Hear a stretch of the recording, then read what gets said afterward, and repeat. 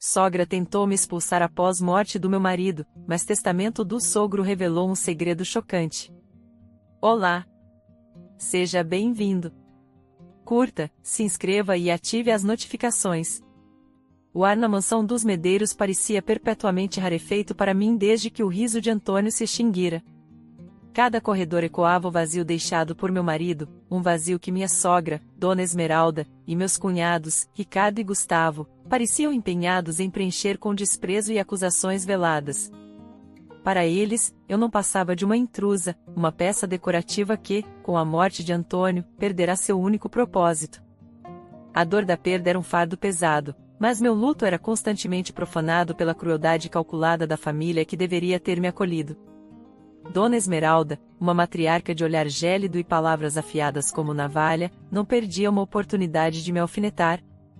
Pobre Antônio, suspirava ela em voz alta durante os jantares silenciosos, os talheres de prata tilintando como sinos fúnebres. Tinha um coração tão bom que se deixava levar por qualquer rostinho bonito. Mal sabia ele que a beleza esconde, muitas vezes, um poço de ambição. Os olhos dela, pequenos e penetrantes, fixavam-se em mim, e eu apenas baixava a cabeça, o pão intocado no prato. Ricardo, o primogênito, era a imagem cuspida da mãe na arrogância. Com seus ternos impecáveis e um ar de quem herdara o mundo, tratava-me com uma displicência ostensiva. Não se preocupe com os negócios da família, Sofia, dizia ele, com um sorriso condescendente, quando eu timidamente perguntava sobre o inventário. São assuntos complexos demais para cabecinhas, delicadas. A forma como ele dizia Sofia, arrastada, quase como um insulto, feria-me profundamente. Gustavo, o mais novo, era o mais dissimulado. Oferecia-me uma falsa simpatia, um sorriso oleoso que não alcançava seus olhos calculistas. Estamos todos sofrendo muito, Sofia, ele murmurava, às vezes tocando meu braço com uma intimidade que me causava repulsa. Mas a vida continua, não é? E certas pendências precisam ser resolvidas. A palavra pendências ampairava no ar, carregada de um subtexto ameaçador que me fazia estremecer por dentro. Eu passava os dias refugiada no quarto que dividira com Antônio, um santuário de memórias que se tornava cada vez mais frágil sob o peso da hostilidade da casa. As fotografias sorridentes do meu marido pareciam fitar-me com uma tristeza impotente. Lembrava-me com carinho de seu Armando, o pai de Antônio, um homem de poucas palavras, mas de um olhar surpreendentemente gentil. Diferente do resto da família, ele nunca me tratara com desdém. Pelo contrário, em raras ocasiões, eu o pegara observando-me com uma expressão pensativa, quase protetora. Certa vez, quando Esmeralda me criticara por não ter um sobrenome de peso, seu Armando interveio com uma calma firme. O valor de uma pessoa, Esmeralda, não se mede por títulos, mas por caráter. E Sofia tem um bom caráter. Minha sogra se calara, fuzilando o marido com os olhos, mas recuara. Essas lembranças eram pequenos bálsamos para minha alma ferida, mas seu Armando também se fora, 2 anos antes de Antônio, vítima de um ataque cardíaco súbito. Sua ausência tornará o ambiente ainda mais hostil para mim. A humilhação era um gotejar constante. Meus pertences eram sutilmente deslocados, minhas opiniões ignoradas em qualquer conversa, minhas refeições servidas frias quando eu comia sozinha. A casa, antes um lar compartilhado com o amor da minha vida, transformará-se numa gaiola dourada, cujas grades eram forjadas pela indiferença e pelo desprezo deles. Eu os ouvia cochichar que eu era simplória, comentavam sobre minha origem humilde, insinuavam que eu só estava interessada no dinheiro dos Medeiros.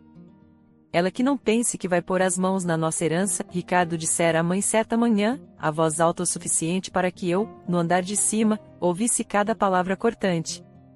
Antônio já fez a besteira de casar com ela, mas o patrimônio da família está seguro. Eu me sentia encolher a cada dia, a tristeza dando lugar a um medo palpável. Sabia que eles planejavam algo. Os olhares cúmplices, as reuniões a portas fechadas no escritório de seu Armando, das quais eu era explicitamente excluída, tudo indicava que meu tempo naquela casa estava contado. O luto ainda me consumia, mas a necessidade de sobreviver começava a acender uma pequena chama de alerta em meu interior. Eu era a nora silenciosa, mas meu silêncio era mais de observação e dor do que de submissão total. Eu guardava tudo, cada olhar, cada palavra, cada gesto de desprezo. A tensão atingiu o clímax numa tarde chuvosa de terça-feira, pouco mais de 2 meses após o funeral de Antônio. Eu desci as escadas, o coração apertado como sempre ao passar pelo retrato imponente de Dona Esmeralda no hall, quando ouvi a voz da minha sogra, estridente e carregada de triunfo, vinda da sala de estar. Está tudo encaminhado, meus filhos, dizia Esmeralda. O doutor Quintanilha já redigiu a notificação. Assim que o testamento de Antônio for lido e confirmarmos que ela não tem direito a nada substancial, o que é óbvio, ela terá 30 dias para desocupar o imóvel. Paralisei no último degrau, a mão agarrada ao corrimão de madeira escura. O sangue gelou em minhas veias. Então era isso. A expulsão. Meu pior pesadelo tomando forma diante dos meus ouvidos. Ricardo riu, um som desagradável e presunçoso que ecoou em minha mente. Já estava na hora, mamãe. Não aguento mais olhar para a cara de viúva sofredora dela. Como se fosse a única a perder alguma coisa. Nós perdemos um irmão e um herdeiro. E eu perdi um filho, o meu Antônio. A voz de Esmeralda vacilou por um instante, uma rara demonstração de genuína dor que quase me surpreendeu, mas rapidamente ela se recompôs, a dureza retornando. Mas ele não iria querer que uma oportunista se aproveitasse da nossa dor e do nosso nome. Essa casa é dos Medeiros. Sempre foi e sempre será. Senti uma onda de náusea. Oportunista. Era assim que me viam. Eu, que amara Antônio com cada fibra do meu ser, que cuidara dele durante a breve e agressiva doença que o levará, era reduzida a uma caçadora de fortunas aos olhos deles. Com as pernas trêmulas, recuei, subindo as escadas em silêncio, o som da chuva lá fora abafando o ruído do meu coração despedaçado. Entrei em meu quarto e tranquei a porta, a respiração ofegante. Olhei para o espelho e vi uma mulher pálida, de olhos fundos e assustados. Onde estava a Sofia que Antônio amava? A Sofia que ria com facilidade, que pintava aquarelas nas tardes de domingo, que sonhava em ter nossos filhos. Eu estava me apagando, sufocada pela crueldade daquela família. Naquela noite, mal toquei na comida. A mesa de jantar estava posta com a fineza de sempre, mas o ambiente era mais gélido do que nunca. Dona Esmeralda me encarou, um brilho malévolo nos olhos. Sofia, querida, começou ela, a voz falsamente doce, um prelúdio para a crueldade que viria. Precisamos ter uma conversa séria depois do jantar. Sobre o seu futuro. Eu apenas assenti, o estômago revirado pela ansiedade e pelo medo. Mais tarde, no escritório suntuoso que fora de seu Armando, e depois de Antônio, a armadilha foi montada. Senti-me como um animal encurralado. Dona Esmeralda sentou-se na imponente cadeira de couro atrás da grande mesa de mogno, Ricardo e Gustavo flanqueando-a como abutres esperando a carniça. Sofia, Esmeralda começou, sem rodeios, a máscara de falsa simpatia descartada como uma peça inútil.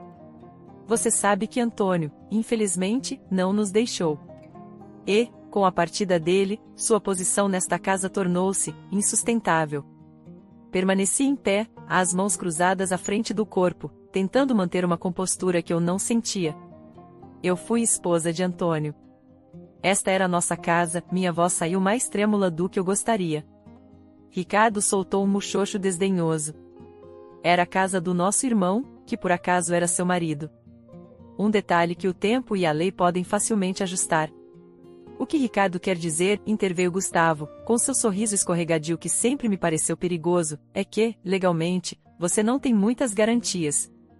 O casamento de vocês foi em comunhão parcial de bens, e a maior parte do que Antônio possuía era herança de família, anterior ao casamento.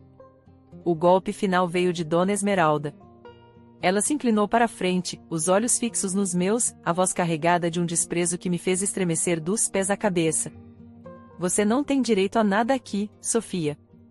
Absolutamente nada. Era só o rostinho bonito e a falsa ingenuidade que seguravam meu filho. Mas Antônio não está mais aqui para ser enganado. Então, é melhor que comece a pensar para onde vai. Não queremos constrangimentos. As palavras pairaram no ar, cruéis, definitivas. Senti as lágrimas arderem em meus olhos, mas engoli-as com esforço. Não lhes daria esse prazer. Olhei para cada um deles, minha sogra com seu ar de triunfo, Ricardo com seu desdém explícito, Gustavo com sua satisfação mal disfarçada. Eles eram a personificação da ganância e da frieza. Eu entendi e consegui dizer, a voz baixa, mas firme. O silêncio que se seguiu foi quebrado apenas pelo tic-tac do antigo relógio de pêndulo no canto da sala, marcando os segundos da minha humilhação. Os dias que se seguiram foram um tormento indescritível. A família Medeiros agia como se eu já não existisse, discutindo abertamente a venda de alguns dos bens menores de Antônio e como o dinheiro seria dividido entre eles. Ignoravam-me, mas eu sentia seus olhares sobre mim, avaliando, esperando que eu fizesse as malas e desaparecesse. A cada noite, eu chorava em silêncio no travesseiro que ainda guardava o cheiro de Antônio, perguntando-me como meu amor por ele poderia ter me levado a uma situação tão dolorosa.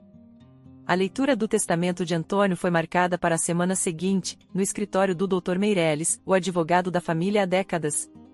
Eu sabia que não havia muito a esperar dali. Antônio era jovem, não imaginava que morreria tão cedo. Seu testamento provavelmente seria simples, deixando seus bens pessoais para mim, roupas, livros, talvez o carro que usávamos, e o restante, o patrimônio substancial, para a família, como eles tanto esperavam. Eu me preparava para a confirmação da minha derrota, para o último ato da minha expulsão. Na manhã da leitura, escolhi um vestido simples, de cor neutra. Não queria parecer nem desafiadora nem excessivamente abatida. Apenas queria que aquilo terminasse. Ao descer, encontrei Dona Esmeralda, Ricardo e Gustavo já no hall, impecavelmente vestidos, uma aura de expectativa quase palpável ao redor deles. Ah, você decidiu vir? Comentou Ricardo, com um leve tom de surpresa e sarcasmo que me cortou por dentro. Pensei que preferiria evitar mais desconforto. É meu direito estar presente, respondi, minha voz surpreendentemente mais firme do que eu me sentia por dentro. Dona Esmeralda apenas lançou-me um olhar superior e seguiu em direção à porta. Vamos logo. Quanto antes resolvermos isso, melhor. Sua pressa em se livrar de mim era palpável. O escritório do Dr. Meireles era austero, com estantes repletas de livros de direito encadernados em couro e um pesado aroma de papel antigo e cera de assoalho. Dr. Meireles, um senhor de cabelos brancos e semblante sério, cumprimentou-nos formalmente e nos conduziu a uma sala de reuniões. Sentei-me um pouco afastada deles, sentindo o peso de seus olhares. Bom dia a todos, disse ele, ajustando os óculos. Estamos aqui para a leitura do testamento do Sr. Antônio Medeiros. E também, ele fez uma pausa, olhando significativamente para os papéis à sua frente, o que me causou um arrepio de antecipação nervosa, para a leitura de um codicilo ao testamento do Sr. Armando Medeiros, pai de Antônio, que me foi confiado há alguns anos com instruções específicas para ser aberto apenas após o falecimento de Antônio, e somente se certas condições fossem atendidas. Um silêncio tenso preencheu a sala.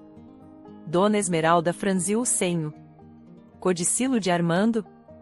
Do que está falando, Meireles? Meu marido nunca mencionou nada sobre isso. Sua voz era uma mistura de surpresa e irritação. Ricardo e Gustavo trocaram olhares confusos e apreensivos. Eu senti um leve arrepio percorrer minha espinha, uma sensação estranha que não conseguia identificar, uma minúscula fagulha de algo que poderia ser esperança? Dr. Meireles pigarreou. As instruções de seu Armando foram muito claras. Ele estipulou que este codicilo só deveria ser revelado caso Sofia, esposa de Antônio, ainda estivesse casada com ele no momento do falecimento de Antônio e, mais importante, se a família Medeiros estivesse, dificultando a permanência dela no seio da família ou nos bens que por direito lhe caberiam através do casamento com Antônio. Os rostos de Esmeralda, Ricardo e Gustavo passaram por uma rápida sucessão de choque, incredulidade e uma raiva crescente. Pude ver a cor sumir do rosto de minha sogra. Isso é um absurdo, sibilou Esmeralda. Armando não faria isso. Ele sempre foi leal à família. Se me permitem, continuou Dr. Meireles, impassível, procederei primeiro com o testamento do Sr. Antônio. O testamento de Antônio foi, como eu esperava, relativamente simples. Deixava seus bens pessoais para mim, o carro, seus livros, alguns investimentos menores que fizera. Para a família, restavam participações minoritárias em empresas que já eram majoritariamente deles. Era uma herança modesta, que não alteraria em nada a balança de poder dos Medeiros. Esmeralda, Ricardo e Gustavo mal conseguiam esconder o alívio e a satisfação. Era exatamente o que esperavam. Vi o sorriso presunçoso no rosto de Ricardo. Muito bem, disse Ricardo, ajeitando a gravata com ar de importância. Isso confirma o que já sabíamos. Agora, sobre essa história de codicilo. Dr. Meirelles pegou um envelope diferente, selado com lacre pessoal de seu Armando. O silêncio na sala era tão denso que eu podia ouvir minha própria respiração. Prendi o fôlego, meu coração batendo descompassado contra minhas costelas. Este é o codicilo ao testamento do Sr. Armando Medeiros, redigido e autenticado há 5 anos, anunciou o advogado. Ele rompeu o lacre com um pequeno abridor de cartas. Desdobrou o documento e começou a ler.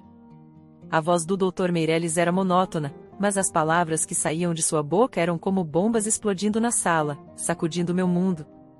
Eu, Armando Medeiros, em pleno gozo de minhas faculdades mentais, decido por meio deste codicilo alterar disposições anteriores de meu testamento.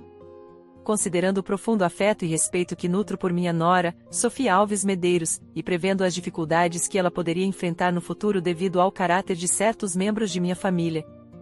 Esmeralda engasgou audivelmente. Ricardo empalideceu de forma assustadora. Gustavo parecia ter encolhido na cadeira, os olhos arregalados. Deixo para Sofia Alves Medeiros, como única e exclusiva proprietária, o bem imóvel conhecido como a Fazenda Santa Clara, incluindo todas as suas terras, edificações, maquinário e rebanho. Um grito estrangulado escapou de Dona Esmeralda. A Santa Clara? Não. Ele não pode ter feito isso. A Santa Clara é o bem mais valioso da família. É nossa herança ancestral. Seus olhos estavam esbugalhados, a incredulidade estampada em cada linha de seu rosto. A Fazenda Santa Clara. Eu mal podia acreditar. Era lendária.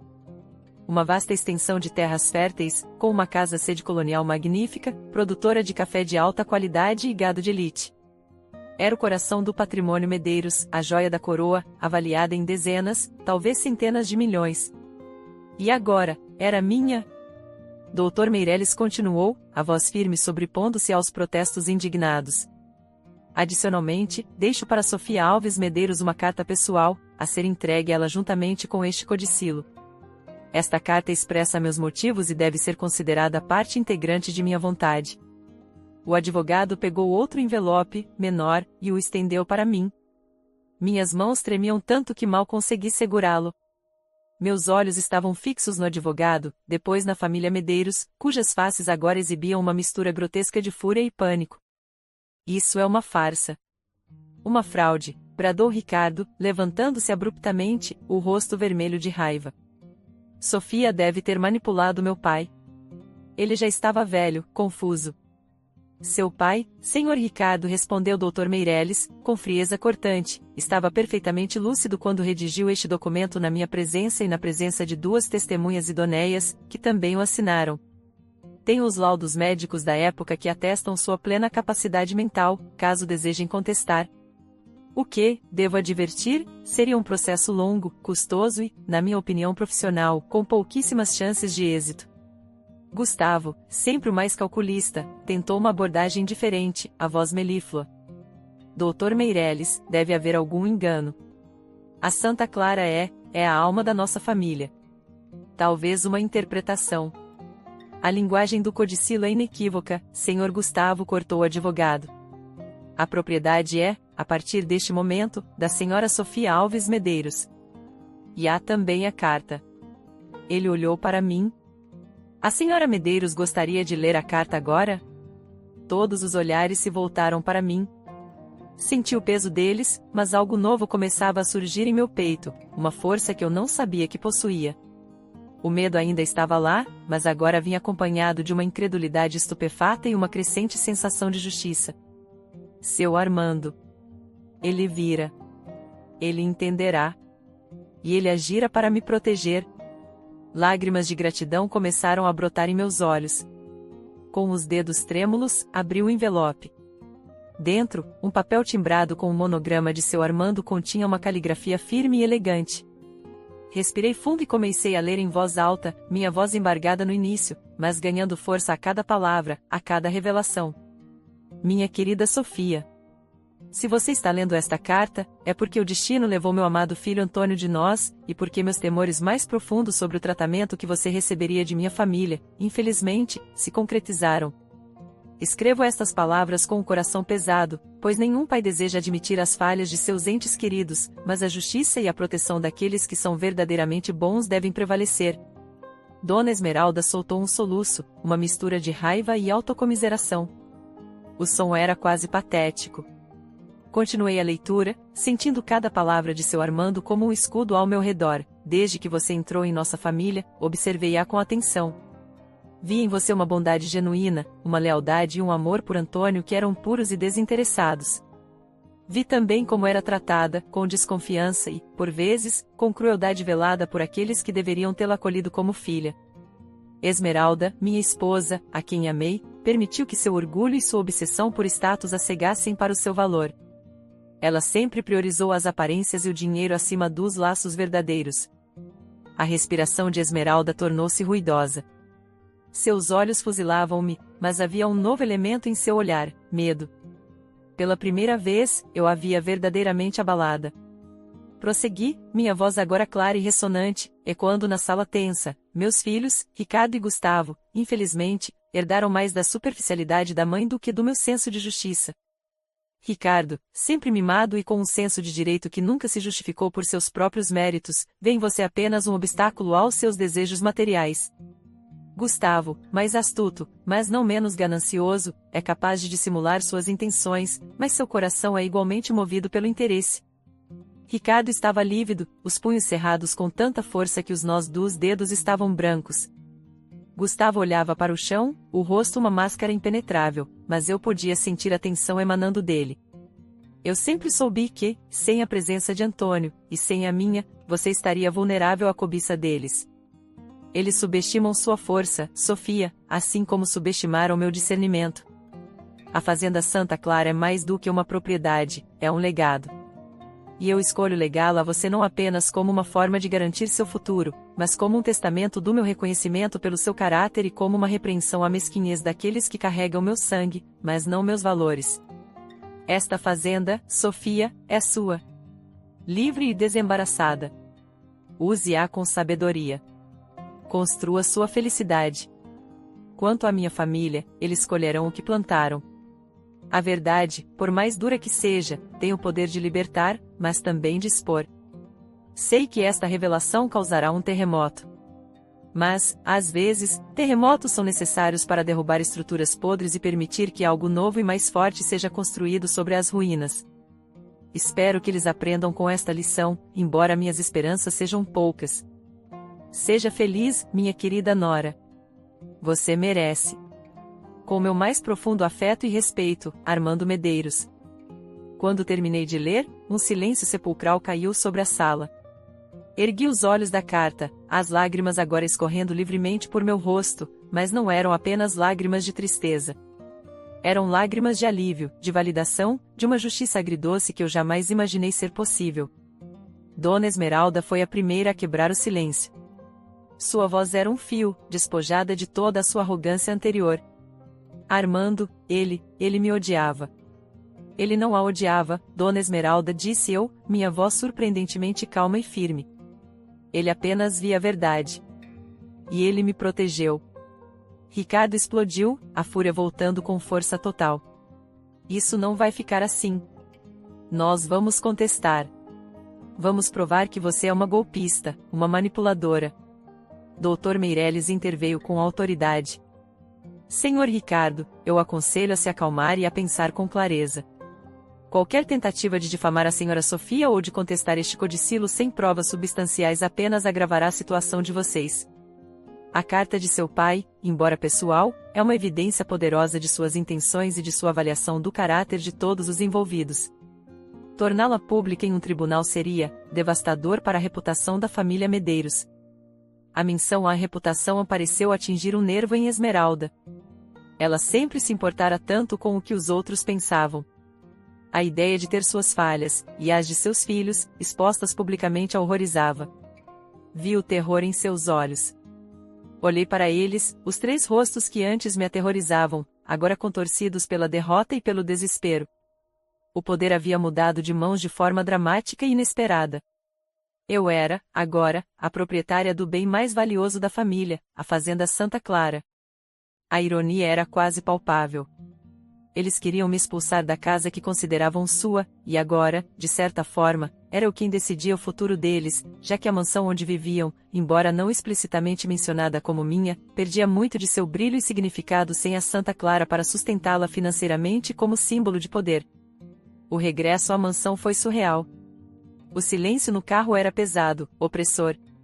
Esmeralda chorava baixinho, um som lamurioso e irritante. Ricardo fervia em fúria contida, encarando a janela com o maxilar travado.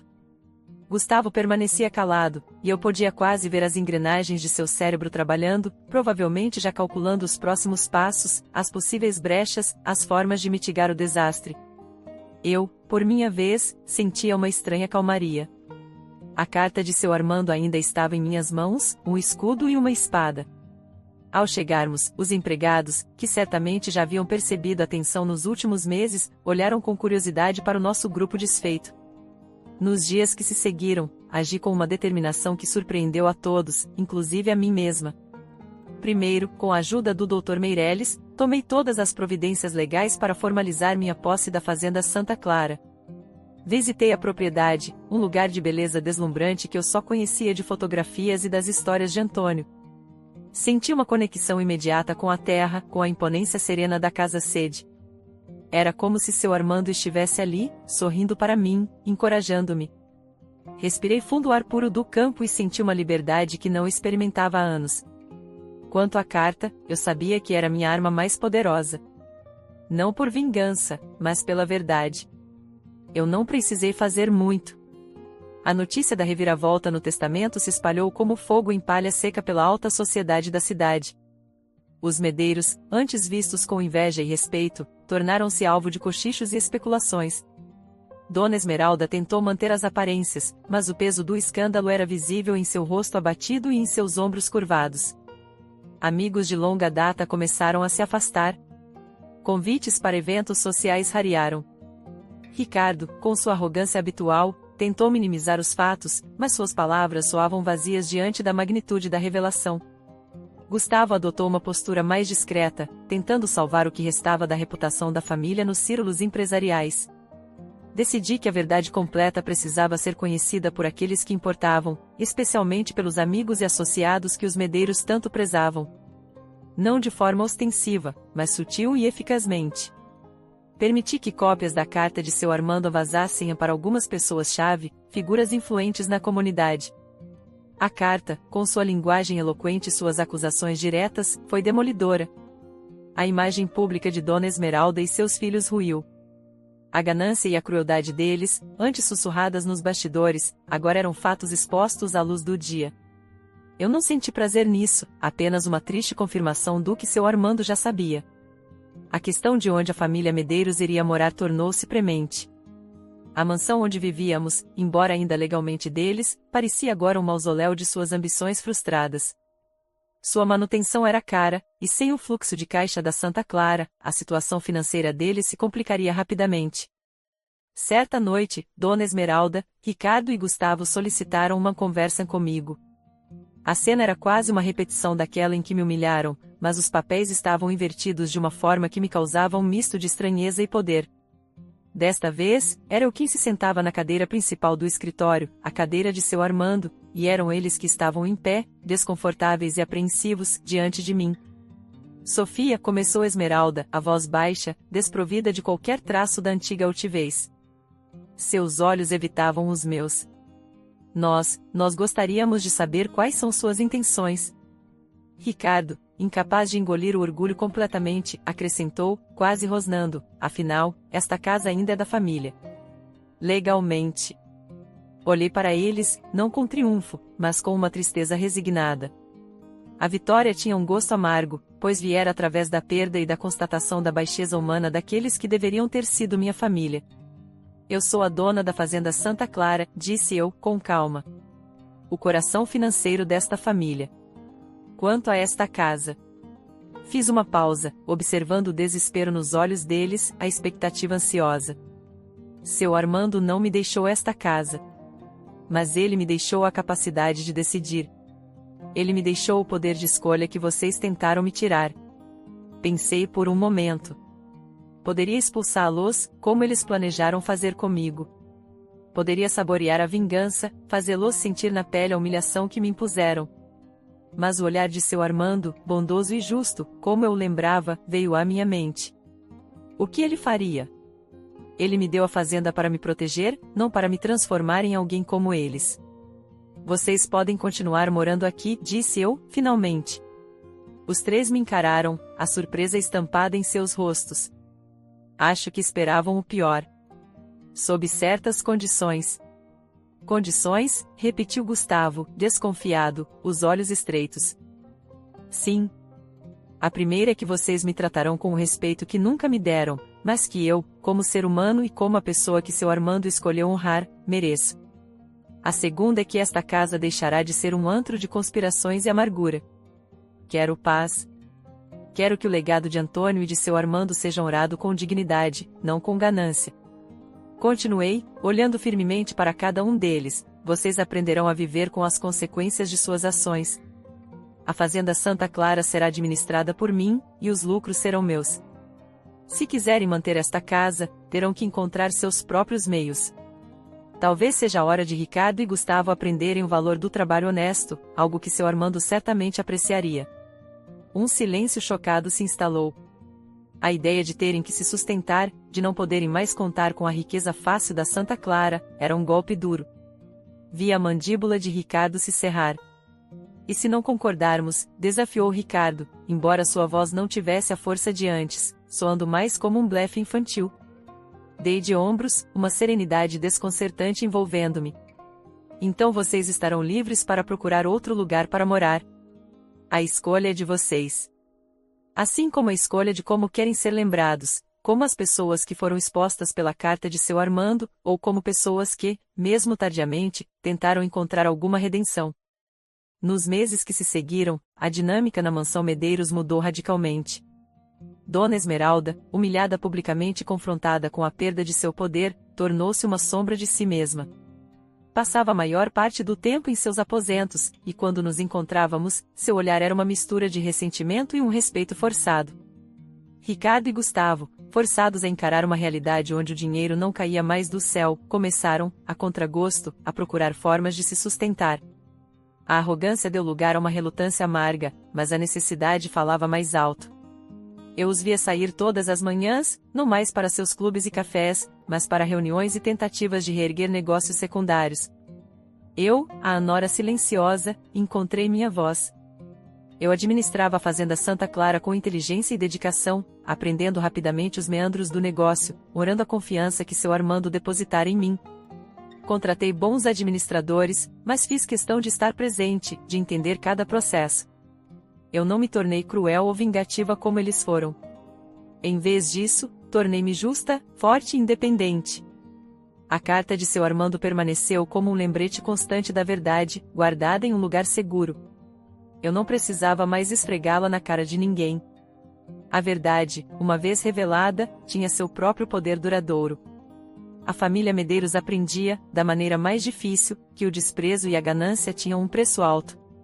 E eu, a herdeira inesperada, florescia, livre da opressão, construindo um futuro sobre as cinzas do passado, um futuro onde o respeito e a dignidade eram os alicerces.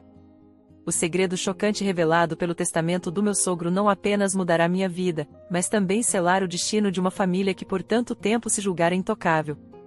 A justiça, às vezes tardia, mas implacável, finalmente prevalecera, e eu estava pronta para viver a vida que seu Armando, de alguma forma, sempre soube que eu merecia.